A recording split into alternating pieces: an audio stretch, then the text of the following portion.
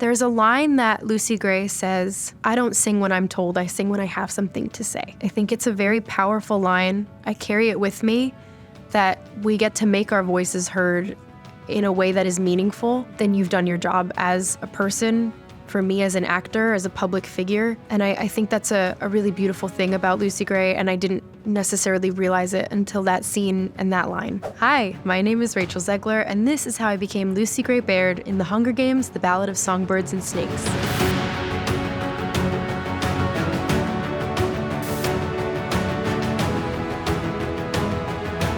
I was a huge Hunger Games fan. I think the first movie came out when I was 10 or 11. I remember seeing the trilogy of books at my Scholastic book fair, and I just fell in love with the characters, with the story. Katniss was such a compelling character to me. I read The Ballad of Songbirds and Snakes in 2020, and I fell in love with Lucy Gray. I thought it was such a fun idea for a character. I thought the musical aspect was so interesting. My agent called me when I was living in London working on another job, and he said that Francis Lawrence really wanted to meet with me about playing Lucy Gray. And he offered me the part. He said that they were going to be shooting in Poland and in Germany, and the idea of being away from home for a whole year was really, really terrifying to me. And so I initially turned him down. And then I sang at the Grammys that year, and I was at the MGM Grand in Las Vegas, and I stumbled upon the Hunger Games exhibition, and I felt this FOMO in my heart that I was gonna miss out on doing something really special. Things came together a few months after that, and here we are. Lucy Gray is an incredibly mercurial character. You never really know what roll of the dice you're going to get. I think her intentions are unclear, which unnerves Coriolanus throughout the entirety of our story. She always seems to have something up her sleeve. Once you embrace the fact that you never know what you're gonna get, you kind of free yourself in your performance a lot. There's obviously very meticulous details that we tried to keep from the book, but then there are moments that are ad-libbed in our film. The while in her eyes, that was all, conversations that I had with Francis, conversations I had with Tom in the scenes that you have together. You just want to make it seem like as book accurate as you can, because that's what fans really care about. I knew that I was rooting for Lucy Gray in the book when she's referred to as the runt girl from District 12. We know how that goes. Not necessarily by Katniss being the runt girl, because she wasn't. She was a volunteer. It's almost as if Prim had actually gone into the games, because Primrose Everdeen was the runt girl from District 12. And so I was immediately drawn to this what-if scenario. What if it actually was somebody that nobody believed in?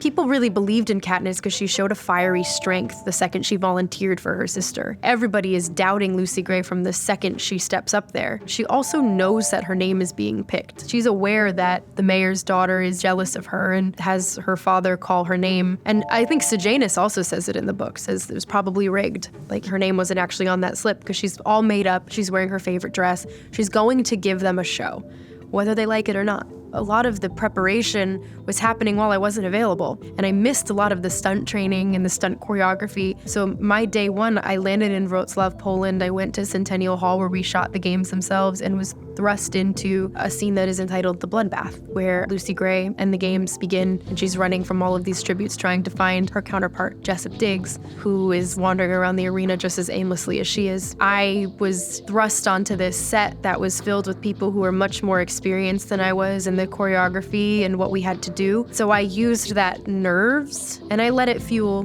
the Lucy Gray within. And I tried to use that to really aid in my performance. To play Lucy Gray Baird, there were a few things that actually helped me drop in, as a lot of actors say. Definitely the wig was helpful, and the costumes that Trish Somerville designed. Tanner Marshall, my dialect coach, gave me a drop-in sentence, which was, "I love chocolate brown cars." And I would say that and rewrite where I needed to be. Something called oral posture, which is a whole thing I will not get into, but it's how you drop into your characters. So she had a very tight lip smile. I think there's a natural goodness born into us all. Reading the book, you read it as if she has a Southern drawl, but they don't necessarily specify it. And so when I got that specificity, it changed my performance that I had envisioned in my mind and gave me a whole new way into her as a character. I was sent scratch recordings from Dave Cobb of the music that we perform as the Coffey. Getting to learn that was very, very comforting for me because my home turf is being able to sing and share musical gifts. That's always been my top skill on my resume, is that I am a singer and a lover of music and a performer. I think that's also something that Lucy Gray kind of falls back on. She relies on her musical talents and her ability to entertain. Can't take my charm, can't take my humor. You can take my world, 'cause it's just a rumor.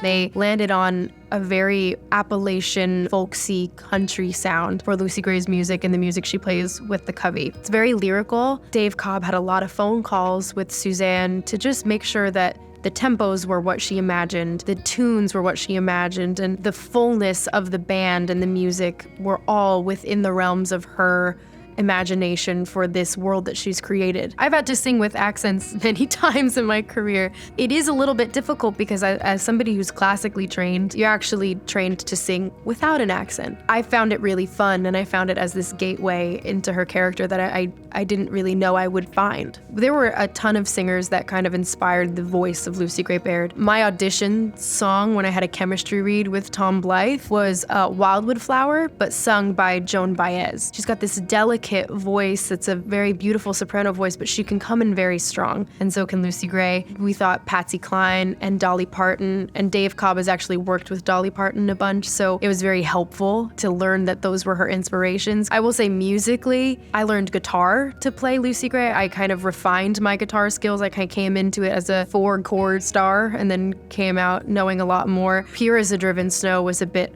harder because my fingers were on camera for all of it, so I couldn't fake it at all. And so I played live. As far as they would let me take the song, I would play guitar live, sing live, and do everything that I could. And it was such an amazing experience. But Pure as the Driven Snow takes place in the Hob. There are people dancing. There's a lot of technical elements that go into it. All of the sound was live recorded from a mic, so we had big speakers in the room. It was very intense, but my most rewarding days of work, truly. Are you coming to the tree? They strung up a man, they say, who murdered 3.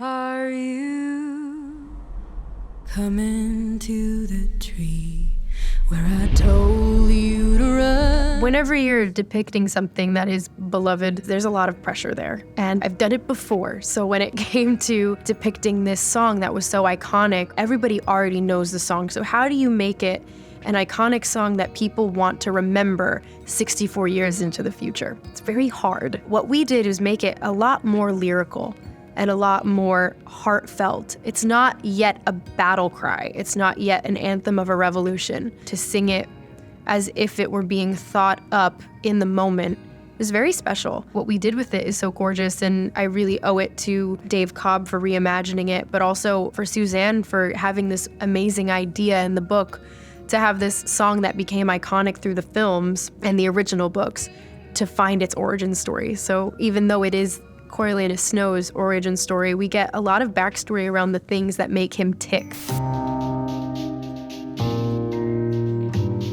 Lucy Gray wakes up at 5:30 in the morning. I get in the car, about 45 minutes from wherever we're shooting. I immediately have a coffee.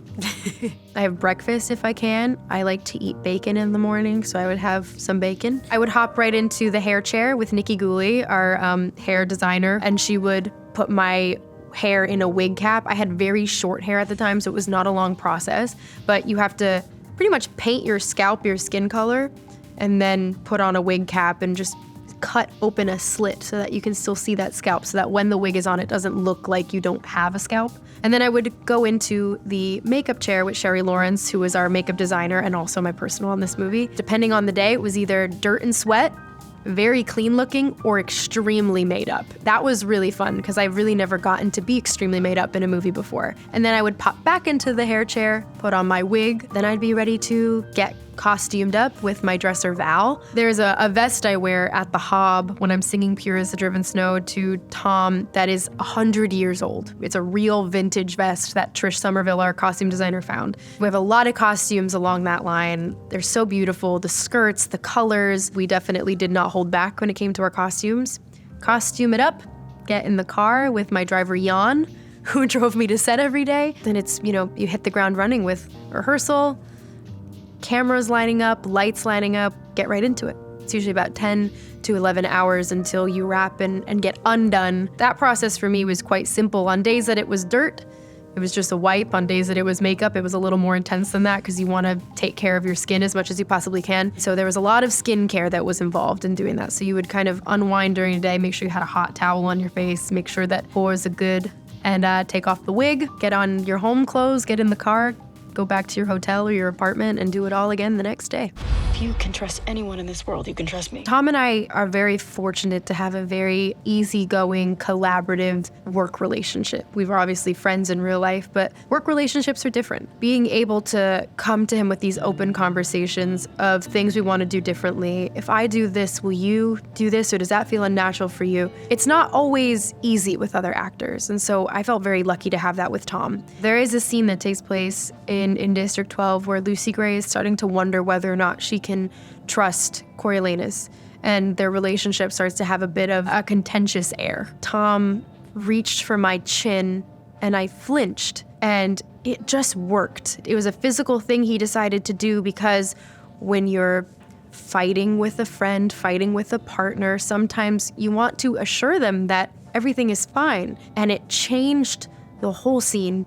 And it made it so much better. And he did the same chin grab in a later scene. It was that same audience reaction of, ooh, I don't know about that guy.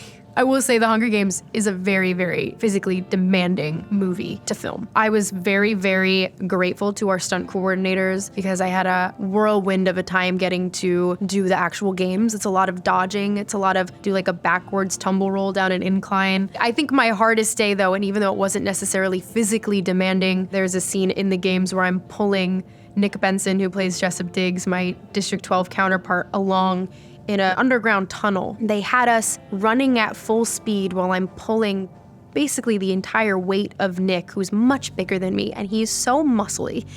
And I'm pulling him, and it's dark, and it's very dusty down there. It's very old. It was the only time during our shooting process that I turned to Chris Surgeon, our first AD, and said, I have to go upstairs or I'm going to be sick. So we did it about 4 times before I was like, I don't think I can do this anymore. And they were very, very understanding of that because I started to feel sick.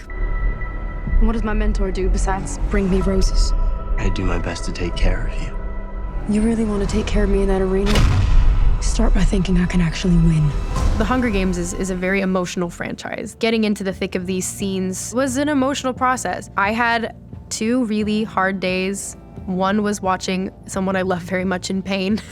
Josh Rivera, who plays Sejanus, is someone who's very close to me, and I was watching some very intense scenes for him that were intense physically and emotionally, and they had to get my point of view. And I think I did 2 takes, and I told Francis through tears that I was done watching that for the day. And Josh kept making fun of me as a boyfriend would and was like, I'm fine, everything's fine, it's just pretend, it's just acting. But the image of it is so hard to have in your head of someone you love in any intense situation. There's a scene right before Lucy Gray goes into the games, and Coriolanus comes to her and kind of attempts to give her strategy as a last-ditch effort to help her survive. That was really emotional because Tom is so wonderful, and he's got these beautiful big blue eyes. I always tell him that he needs to wear brown contacts because it's hard not to stare at him. And he came to me with his big, beautiful blue eyes, pleading with me that I had to live and I had to survive, and just feeling it so much. It was very late at night. It started to rain. I was in a zoo enclosure, and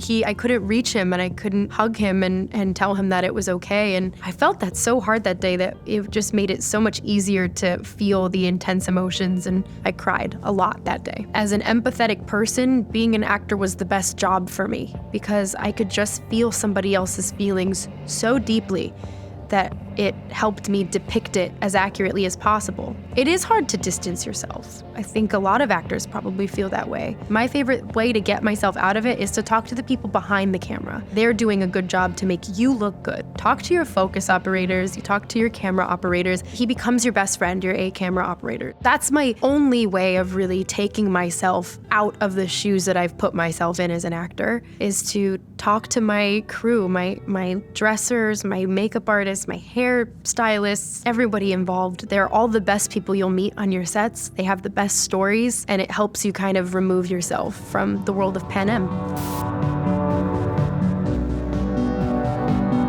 I hope that Lucy Gray says and teaches people that it's okay to be on your own team. And it's wonderful to be your biggest fan and your supporter, because at the end of the day, we only have ourselves. She's aware of the loneliness that can come with that, but also the strength. There's a lot of strength in silence, and there's strength in song. And the fact that she's able to kind of differentiate between the two and use them to her advantage in the context of our movie, it's a really powerful thing. And I think that that is a very strong thing for her to say.